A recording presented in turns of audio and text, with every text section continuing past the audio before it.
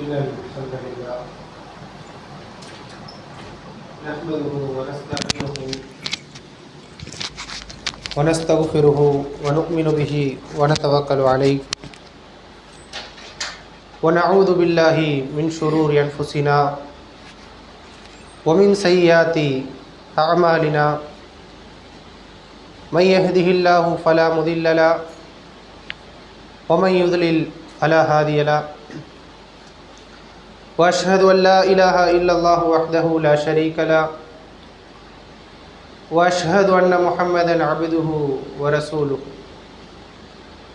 فإن أصدق الحديث كتاب الله وخير الهدي هدي محمد صلى الله عليه وسلم وشر الأمور محدثاتها وكل محدثة بدعة وكل بدعة ضلالة وكل ضلالة في النار. புகழும் புகழ்ச்சியும் இந்த உலகத்தை படைத்து காத்து பரிபாலித்து கொண்டிருக்கின்ற எல்லாம் வல்ல அல்லாஹ்விற்கு உரித்தாகுக என்று பிரார்த்தித்தவனாக, அன்புள்ள சகோதரர்களே, ஒரு சில இஸ்லாம் கவனிக்க சொல்லக்கூடிய விஷயங்களை நமக்கு மத்தியில் பகிர்ந்து கொள்ளலாம் என்று நினைக்கின்றேன். அன்புள்ள சகோதரர்களே, இஸ்லாம் என்பது ஆரோக்கியத்தை வலியுறுத்துகிறது. ஒரு மனிதன் ஆரோக்கியமாக இருக்க வேண்டும், உடல் திடகாத்திரமாக இருக்க வேண்டும் என்பதையெல்லாம் இஸ்லாம் வலியுறுத்துகிறது. பலமானவனாக இருக்க வேண்டும் என்பதையும் இஸ்லாம் சொல்லி காட்டுகிறது. இதில் மக்கள் அதிகமான கவனம் எடுக்கின்றார்கள். எந்தளவிற்கு இனி ஏதாவது ஒரு நோய் எனக்கு வந்து விடுமோ என்கின்ற அடிப்படையில் அவர்கள் என்ன செய்கிறார்கள்? அதற்கான முன்னெச்சரிக்கை நடவடிக்கைகளை எடுக்கின்றார்கள். இந்த நோய் வராமல் இருக்க என்ன செய்ய வேண்டும், இப்படிப்பட்ட நோய் அது வந்து விடாமல் இருக்க நான் என்ன மாத்திரைகளை சாப்பிட வேண்டும், இப்படியாக ஒவ்வொரு சிறிய சிறிய விஷயமாக இருந்தாலும், ஒரு சாதாரண ஒரு சின்ன ஒரு உடலில் ஏதாவது ஒரு பாதிப்பு ஏற்பட்டு விட்டால் கூட உடனே அதற்கான மருத்துவம் என்ன, அதனை எப்படி சரி செய்ய வேண்டும் என்பதை நாம் புரிந்து வைத்திருக்கின்றோம். காரணம், உடலில் ஏதாவது ஒரு பகுதி கெட்டுவிட்டது என்று சொன்னால் அது என்ன பண்ணும், அடுத்த உறுப்புகளையும் பாதிக்கும் என்பதை நாம் தெரிந்து வைத்திருக்கின்றோம். எனவே எந்த ஒரு நோயாக இருந்தாலும், எந்த ஒரு விஷயமாக இருந்தாலும், அது சிறியதாக இருக்கும் பொழுதே அதை நாம் எடுத்துவிட முயற்சிக்கின்றோம். காரணம், என்னுடைய உடல் கெட்டுவிடக்கூடாது, என்னுடைய ஆரோக்கியம் கெட்டுவிடக்கூடாது, எனக்கு எந்த நோய் நொடிகளும் வந்துவிடக்கூடாது என்பதை நாம் புரிந்து வைத்திருக்கின்றோம்.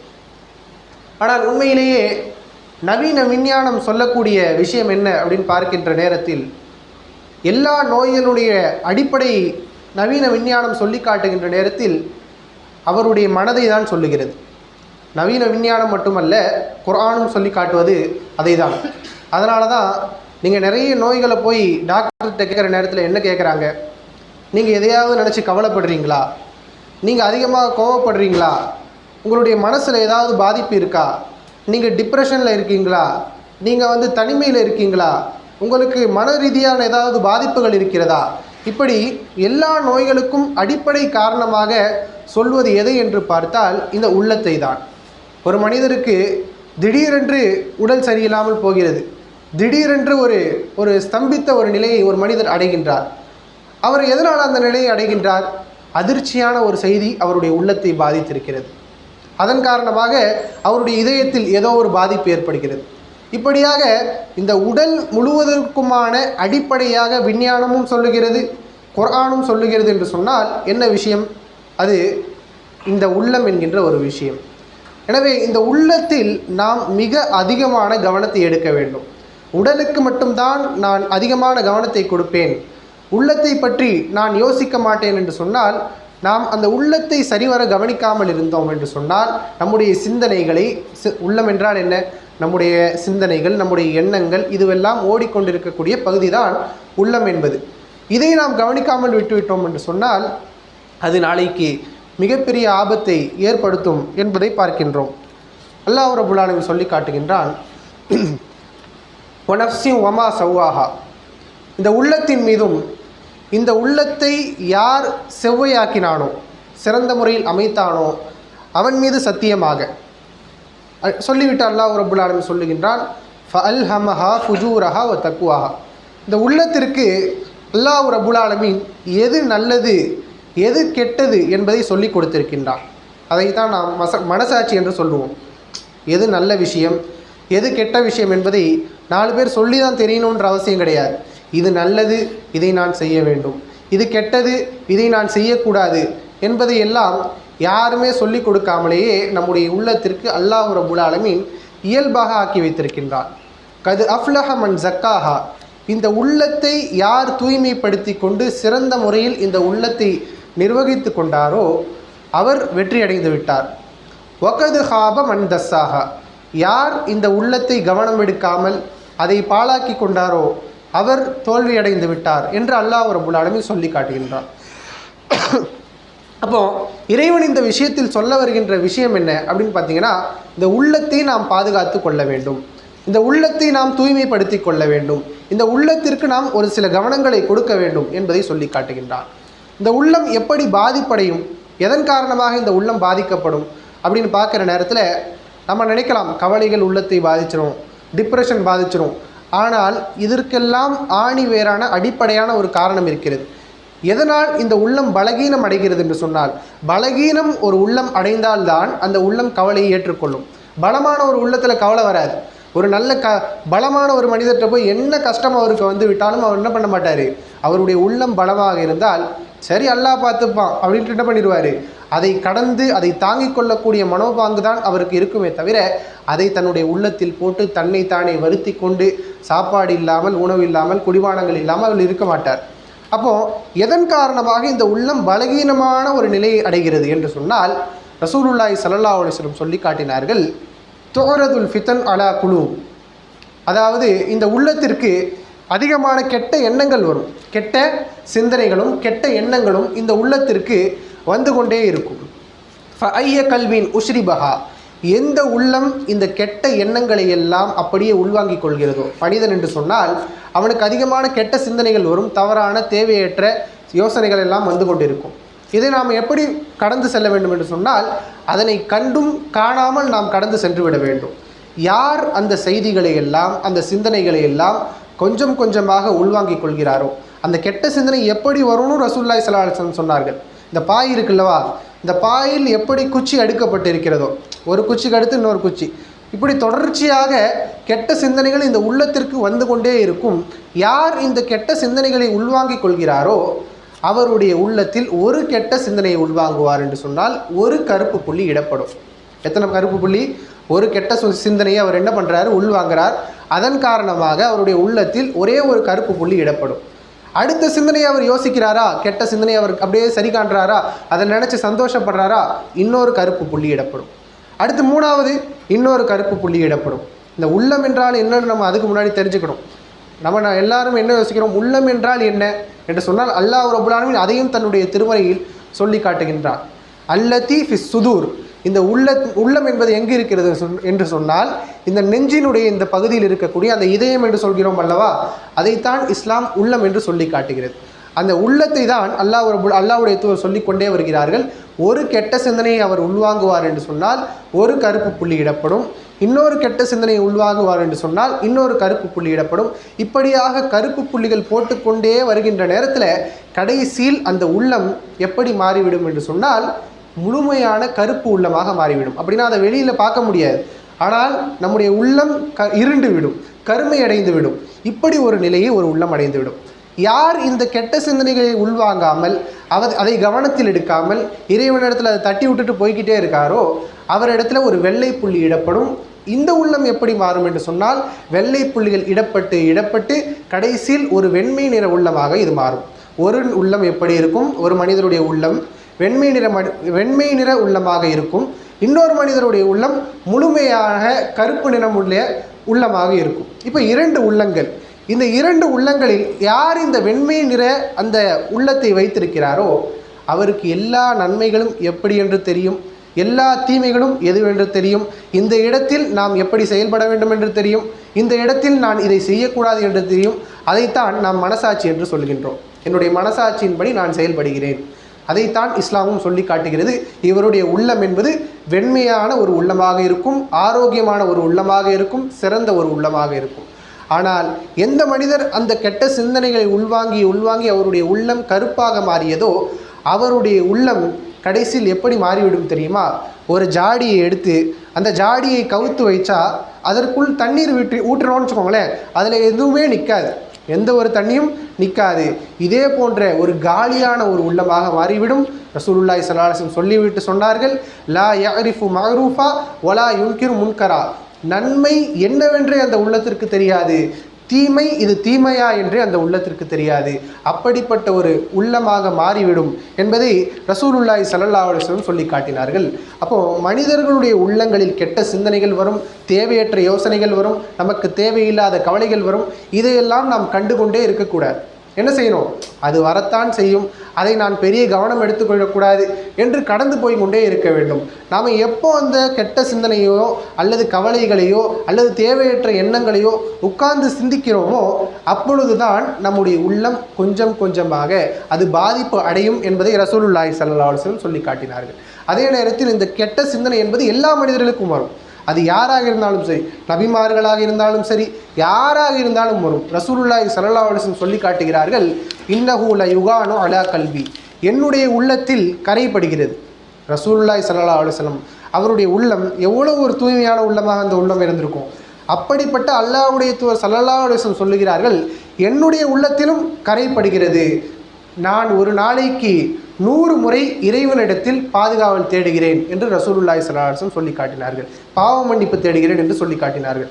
அப்போ ரசூலுல்லாஹி ஸல்லல்லாஹு அலைஹி வஸல்லம் அப்படிப்பட்ட மனிதர் அவராக இருந்தாலும் அவருடைய உள்ளத்திலும் இந்த கெட்ட சிந்தனைகளும் இந்த கரைகளும் வந்து கொண்டேதான் இருக்கும் என்பதை நமக்கு இஸ்லாம் சொல்லி காட்டுகிறது. அப்போ இதற்கான தீர்வு என்ன? நம்முடைய உள்ளத்தை எப்படி தூய்மைப்படுத்திக் கொள்வது, எப்படி ஆரோக்கியமாக வைத்துக் கொள்வது, எப்படி நல்ல சிந்தனைகளை உள்வாங்குவது என்று சொன்னால் அதிகமாக இறைவனுடைய தொடர்புகளை நாம் அந்த உள்ளத்திற்கு ஏற்படுத்தி கொடுக்க வேண்டும். அதிகமாக இறைவனை பற்றிய அந்த நினைவுகள். அதனால்தான் அல்லாஹ் ரப்புல் ஆலமீன் சொல்லுகின்றான், இறைவனை நினைவு கூறக்கூடிய உள்ளங்கள் என்று சொல்லி காட்டுகின்றான். அதிகமாக இறைவனை பற்றி யோசிக்க வேண்டும். அல்லாஹ் ரப்புல் ஆலமீன் அவனிடத்தில் துவா கேட்க வேண்டும். அவனை பற்றியான நினைவுகள் இருக்க வேண்டும், திக்ருகளை செய்ய வேண்டும். இப்படியாக அதற்கு உள்ளத்திற்கென்றே இஸ்லாம் ஒரு பிரத்யேகமான ஸ்பெஷலான துவாவையும் சொல்லி காட்டுகிறது. அல்லாஹ்வுடைய தூதர் ஸல்லல்லாஹு அலைஹி வஸல்லம் அவர்கள் சொன்னார்கள், அழகான ஒரு துவா, அல்லாஹும்ம ஆத்தி நஃப்ஸி தக்வாஹா வ ஸக்கிஹா அன்த கைரும் மன் ஸக்காஹா அன்த வலியுஹா வ மௌலாஹா. அதனுடைய அர்த்தத்தை நம்ம பார்க்குற நேரத்தில் உள்ளத்திற்கென்றே ஒரு அழகான பிரத்யேகமான ஒரு துவா. அல்லாஹும்ம ஆத்தி நஃப்ஸி தக்வாஹா, யா அல்லாஹ் என்னுடைய உள்ளத்திற்கு இறையச்சத்தை நீ கொடுத்து விடு. யா அல்லாஹ் என்னுடைய உள்ளத்திற்கு இறையச்சத்தை நீ கொடுத்து விடு. வ ஸக்கிஹா அந்த உள்ளத்தை நீ தூய்மைப்படுத்து. அன்த கைரும் மன் ஸக்காஹா தூய்மைப்படுத்தக்கூடியவர்களில் நீதான் மிக சிறந்தவன். அன்த வலியுஹா வ மௌலாஹா நீதான் அதனுடைய பொறுப்பாளன், நீதான் அந்த உள்ளத்தினுடைய பாதுகாவலன் என்கின்ற இந்த துவாவை நம்முடைய உள்ளத்தை பலப்படுத்தி கொள்ள நாம் அதிகமாக கேட்க வேண்டும் என்பதை இஸ்லாம் நமக்கு சொல்லி காட்டுகிறது. காரணம், இந்த உள்ளத்தை நம்ம சாதாரணமாக வெறுமனே ஒரு பொருளாக நினைக்கின்றோம். இதயம் என்று சொன்னால் அது ஏதோ ரத்தத்தை மட்டும் பம்ப் பண்ணக்கூடிய ஒரு ஆர்கன். அது என்ன பண்ணும்? ரத்தத்தை உடல் முழுவதும் என்ன பண்ணுது? பம்ப் பண்ணுது. இப்படி நாம் நினச்சிக்கிட்டு இருக்கோம். ஆனால் இஸ்லாம் சொல்லி காட்டுவது அது கிடையாது. மனிதனுடைய சிந்தனைகள் எல்லாம் அடங்கி இருக்கக்கூடிய ஒரு பெட்டகம்தான் இந்த உள்ளம் என்பது. இந்த உள்ளத்தில் நாம் சரியான கவனத்தை கொடுக்காமல் இருந்தோம் என்று சொன்னால் நம்முடைய உடல் கெட்டுவிடும், உள்ளம் கெட்டுவிடும், நம்முடைய சிந்தனை கெட்டுவிடும், நாம் செயல்படக்கூடிய அந்த செயல்பாடுகள் கெட்டுவிடும். இப்படியாக நம்முடைய வாழ்க்கை முறையே கெட்டுவிடும் என்பதை தான் இஸ்லாம் நமக்கு சொல்லி காட்டுகிறது. அதனால்தான் ரசூலுல்லாஹி ஸல்லல்லாஹு அலைஹி வஸல்லம் இந்த உள்ளத்தை பற்றி நல்லா தெரிஞ்சதுனால தான் அதிகமாக ஒரு துவாவை கேட்பார்கள், யா முகல்லிபல் குலூப் உள்ளங்களை புரட்டக்கூடியவனே. அப்படி என்று சொன்னால் உள்ளங்கள் என்பது புரளும். ஒரு நேரத்தில் நல்லவனாக இருக்கும், நல்ல சிந்தனைகள் வரும். ஆனால் அடுத்த செகண்ட் என்ன வரும்? கெட்ட சிந்தனை வரும். ஒரு நேரத்தில் நல்லவனாக இருப்பான், அடுத்த நேரத்தில் என்ன பண்ணிடுவான்?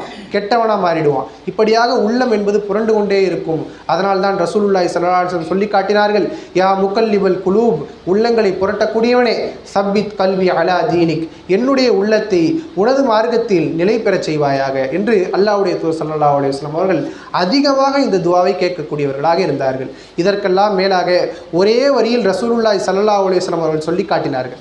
அழகான ஒரு ஹதீஸ்.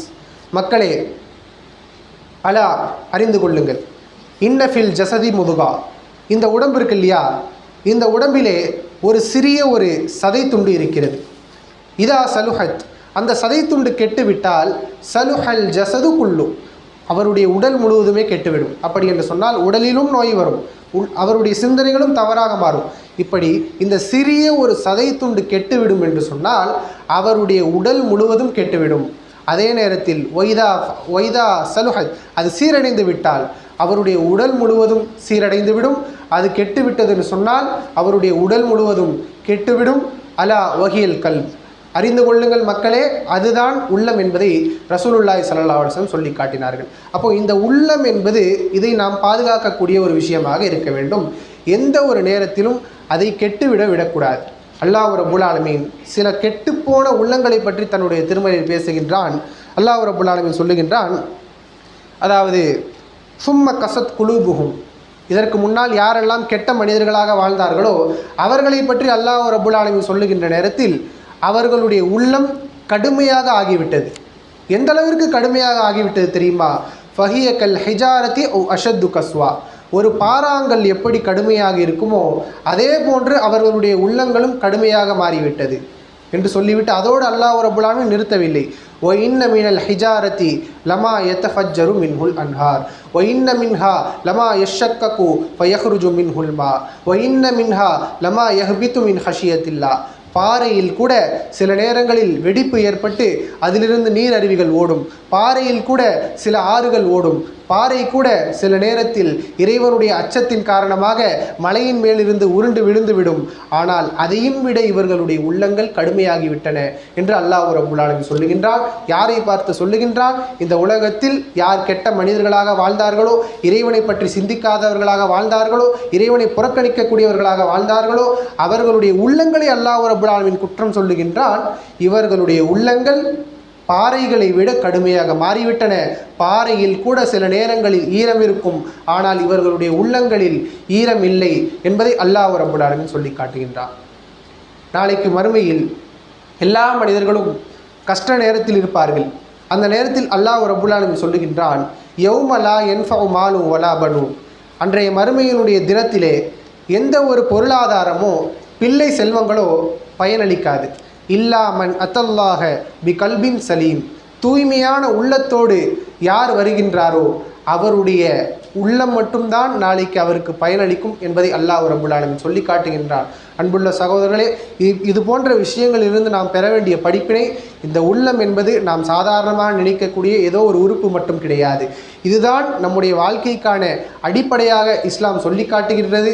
அல்லாஹ் ரப்புல் ஆலமீன் சொல்கிறான், ذَلِكَ وَمَنْ خَافَ مَقَامَ رَبِّهِ وَنَهَى النَّفْسَ عَنِ الْهَوَى, யார் நாளைக்கு இறைவனுக்கு முன்னால் இருக்க வேண்டும் என்பதை பயந்து தன்னுடைய உள்ளத்தை அவர் பாதுகாத்து கொண்டாரோ ஃபைனல் ஜன்னத ஹியல் மஅவா, அவருக்கான கூலி என்பது சொர்க்கம்தான் என்பதை அல்லாஹ் ரப்புல் ஆலமீன் சொல்லி காட்டுகின்றார். இப்படி குர்ஆனில் நீங்கள் பல இடங்களில் புரட்டி பார்த்தால் ஒரு மனிதரை பற்றி பேசுவதை விட அவருடைய உள்ளத்தை பற்றி அல்லாஹ் ரப்புல் ஆலமீன் அதிகமாக சொல்லிக்கொண்டே இருக்கிறான் என்று சொன்னால் அந்த மனிதர் என்றாலே அவருடைய உள்ளம்தான். நாம் யார்? நம்முடைய உள்ளம்தான் நாம், அப்படிதானே? நம்முடைய உள்ளம்தான். நான் இங்கே இடத்துல ஒரு சடமாக இருக்கிறேன் என்று சொன்னால் என்னுடைய சிந்தனைகள், என்னுடைய கேரக்டர், என்னுடைய குணங்கள், என்னுடைய நலன்கள் எல்லாம் தங்கியிருக்கக்கூடிய ஒரு இடம்தான் இந்த உள்ளம் என்பது. இந்த உள்ளத்தை நாம் கெடுத்து விட்டோம் என்று சொன்னால் நான் வாழ்வதற்கு எந்த ஒரு பிரயோஜனமும் இருக்காது. என்னுடைய வாழ்க்கை முறைமையும் கெட்டுவிடும், என்னுடைய ஆரோக்கியமும் கெட்டுவிடும். அதனால்தான் இன்றைக்கு நாம் இந்த உலகத்தில் அதிகமாக பார்க்கின்றோம். எல்லா மக்களுடைய பிரச்சனையாக என்ன இருக்கிறது? எனக்கு அதிகமான டிப்ரெஷன் இருக்குது, எனக்கு அதிகமான கவலைகள் இருக்கின்றது. இன்றைக்கு புள்ளி விவரங்களை எடுத்து பார்க்கின்ற நேரத்தில் உலகத்தில் அதிகமாக மக்கள் பாதிக்கப்பட்ட நோய் எது அப்படின்னு பார்க்குறீங்கன்னா டிப்ரெஷன்னு சொல்கிறாங்க. என்னது?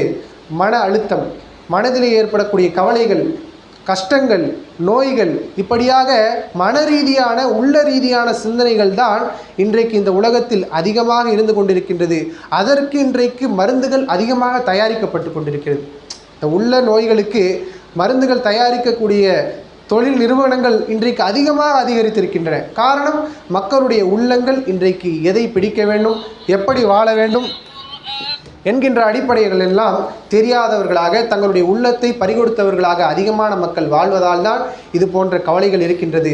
உண்மையிலே நம்முடைய உள்ளங்களை நாம் பாதுகாத்து கொள்ள வேண்டும் என்று சொன்னால் இந்த உள்ளத்தை யார் படைத்தானோ அந்த இறைவனிடத்தில் இந்த உள்ளத்தை ஒப்படைத்தால் மட்டும்தான் இந்த உள்ளம் சரிவர இயங்குமே தவிர நம்முடைய மனம் போன போக்கில் நான் என்னுடைய மனசாட்சி என்னவெல்லாம், அதாவது என்னுடைய மனோ இச்சைகள் எப்படியெல்லாம் தூண்டுகிறதோ அதே சைடு நான் போய்கொண்டே இருப்பேன் என்று சொன்னால் இந்த உள்ளம் தவறான பாதையின் பால் கொண்டு போய்கொண்டே இருக்கும். அதனால்தான் யூசுப் அலைஹிஸ்ஸலாம் அவர்கள் சொன்னார்கள், வமா உபர்ரி உனப்சி, என்னுடைய உள்ளத்தை நான் தூய்மைப்படுத்தி கொள்ள மாட்டேன், இன்னன் நஃப்ஸல அம்மாரத்தும் பிஸ்ஸு, இந்த உள்ளம் என்பது தீய விஷயங்களை ஏவக்கூடிய ஒரு உள்ளம்தான். இல்லாமன் ரஹிம ரப்பி, யாரை அல்லாஹ் ரப்புல் ஆலமீன் காப்பாற்றினானோ, யாருக்கு அருள் புரிந்தானோ அவர்களை தவிர என்று யூசுப் அலைஹிஸ்ஸலாம் அவர்கள் சொல்லி காட்டினார்கள். எனவே அப்படி காப்பாற்றப்பட்ட மக்களாக, அருள் புரியப்பட்ட மக்களாக, உள்ளத்தை நிர்வகித்து அதன் மூலம் நாம் வெற்றியடையக்கூடிய மக்களாக அல்லாஹ் ரப்புல் ஆலமீன் உங்களையும் என்னையும் ஆக்கி அருள் புரிவானாக என்று பிரார்த்தித்தவனாக எனது முதலாவது ஒரு நினைவு செய்கின்றேன்.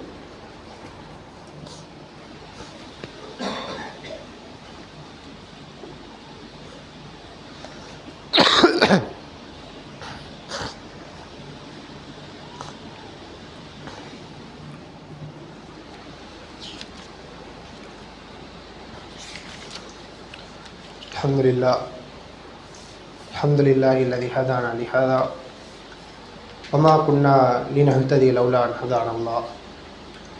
அன்புள்ள சகோதரர்களே, எதிர்வரக்கூடிய காலங்களில் மீலாது நபி என்று சொல்லக்கூடிய உலகமெங்கும் விமர்சையாக கொண்டாடப்படக்கூடிய ஒரு விழா, இந்த விழாவை பற்றி இஸ்லாம் என்ன சொல்லியிருக்கிறது என்பதை நாம் தெரிந்து கொள்ள வேண்டும். இந்த விழா உண்மையிலே இஸ்லாம் சொன்னது தானா, அல்லது இது போன்ற விழாக்களை இஸ்லாம் எதிர்க்கிறதா என்பதையும் நாம் தெரிந்து கொள்ள வேண்டிய ஒரு கட்டாயத்தில் இருக்கின்றோம். அன்புள்ள சகோதரர்களே, முஸ்லீம்களாகிய நமக்கு இஸ்லாம் 2 விழாக்களை அனுமதிக்கிறது. ஈதுல் ஃபித்ர், ஈதுல் அல்ஹா, நோன்பு பெருநாள், ஹஜ்ஜு பெருநாள். இதை தவிர்த்த விழாக்களை நாம் கொண்டாடுவதற்கு இஸ்லாம் நம்மை எக்காரணத்தை கொண்டும் அனுமதிக்கவில்லை.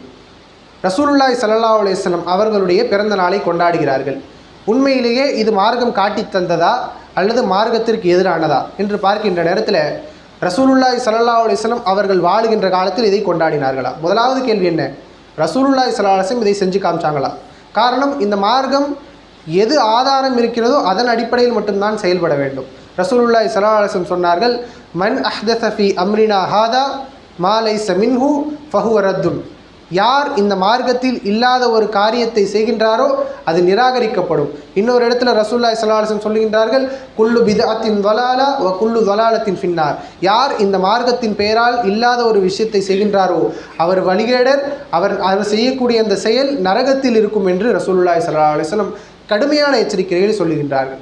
அப்போ உண்மையிலேயே மீலாது நபி என்று சொல்லக்கூடிய இந்த நபியுடைய பிறந்த நாளை கொண்டாடக்கூடிய இந்த செய்தி என்பது ரசூலுல்லாஹி ஸல்லல்லாஹு அலைஹி வஸல்லம் தன்னுடைய வாழ்க்கையில் எவ்வளவு ஆண்டு காலம் வாழ்ந்தார்கள்? கிட்டத்தட்ட 63 ஆண்டு காலம் வாழ்கின்றார்கள். ஒரு நாளாவது ரசூலுல்லாஹி ஸல்லல்லாஹு அலைஹி வஸல்லம் தன்னுடைய பிறந்த நாளை கொண்டாடினார்களா? முதல் கேள்வி.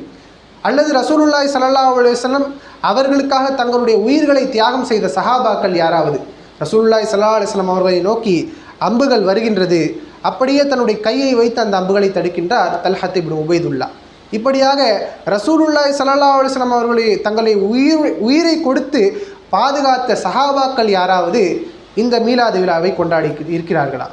அல்லது ரசூலுல்லாஹி ஸல்லல்லாஹு அலைஹி வஸல்லம் அவர்களுடைய மனைவிமார்கள் அவர்கள் யாராவது இந்த மீலாது விழாவை கொண்டாடி இருக்கின்றார்களா என்று கேட்டால் இதை யாருமே கொண்டாடியதாக எந்த ஒரு ஆதாரத்தையும் காண முடியாது. ரசூலுல்லாஹி ஸல்லல்லாஹு அலைஹி வஸல்லம் அவர்கள் இது போன்ற விஷயங்களை கடுமையாக எதிர்த்து தான் இந்த மார்க்கத்தை பிரச்சாரம் செய்தார்கள். ஆனால் எந்த நபி எதை எதிர்த்தார்களோ அதே நபியுடைய பிறந்த நாளை கொண்டாடக்கூடிய ஒரு சமுதாயம் அதை நியாயப்படுத்தி கொண்டு அதற்கு நன்மை கிடைக்கும் என்று ஒரு நம்பிக்கொண்டு இருக்கக்கூடிய ஒரு கூட்டம் இருக்கும் என்று சொன்னால், அன்புள்ள சகோதரர்களே, இதற்கு நன்மை கிடைக்காமல் இருந்தால் கூட பரவாயில்லை.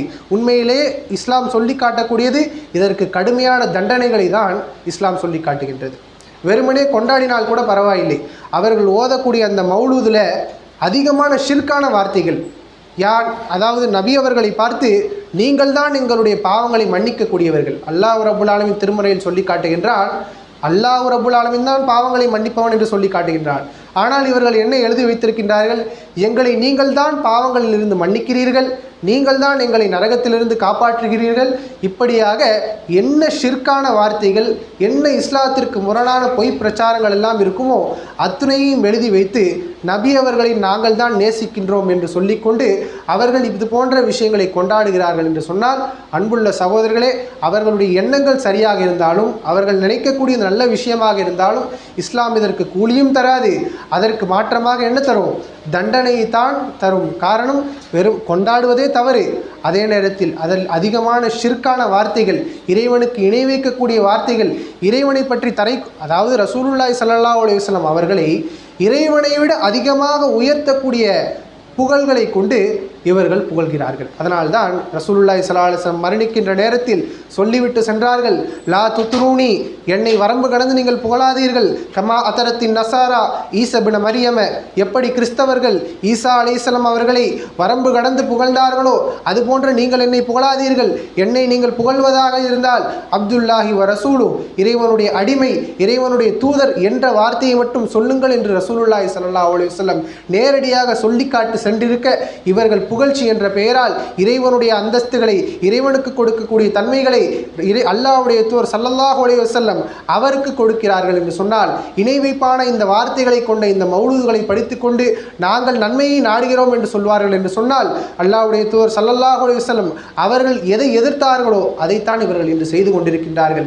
அதாவது அப்துல்லாஹ் இப்னு மஸ்ஊத் என்ற நபித்தோழர் சொல்லுகின்றார், இது போன்ற பித்அத்தான ஒரு விஷயத்தை அவர் காண்கின்றார். அப்போ அவர்கள்ட்ட கேட்குறாரு, என்ன கேட்குறாரு? ஏன் இது போன்ற பிதஅத்தான விஷயத்தை இவ்வளவு சீக்கிரமாக நீங்கள் அழிந்து போகிறீர்கள்? உங்களுடைய தீமைகளை எண்ணிக்கொள்ளுங்கள் என்று கடுமையான வார்த்தைகளால் அவர்களை திட்டுகின்றார்கள்.